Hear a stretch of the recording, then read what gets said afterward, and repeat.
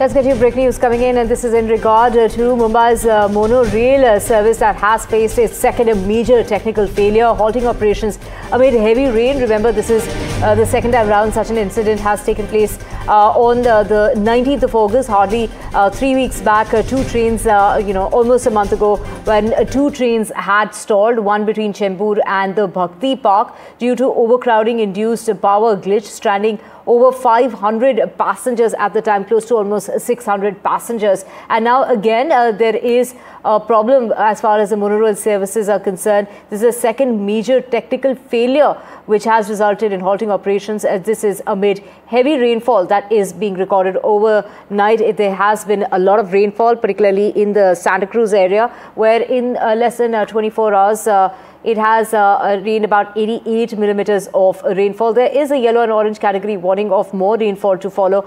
Paras joining us in order to get us more on this. Paras, visuals on our screen, of course. Take us through what's really happened here. This is the second technical glitch that the monorail services are facing. What really has caused this?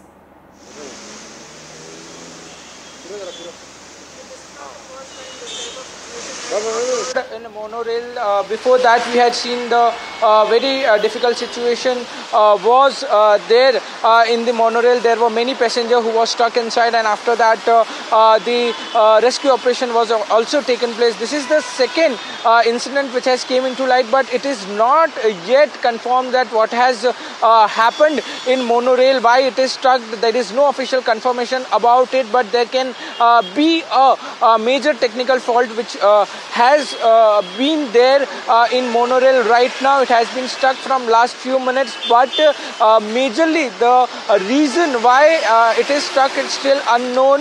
The monorail and the engineers and many other people are trying to see what exactly has happened to monorail right now. So there is no official confirmation about what has happened, but it may be a technical glitch which is they are trying to resolve. Right, Paras, take us through the issue.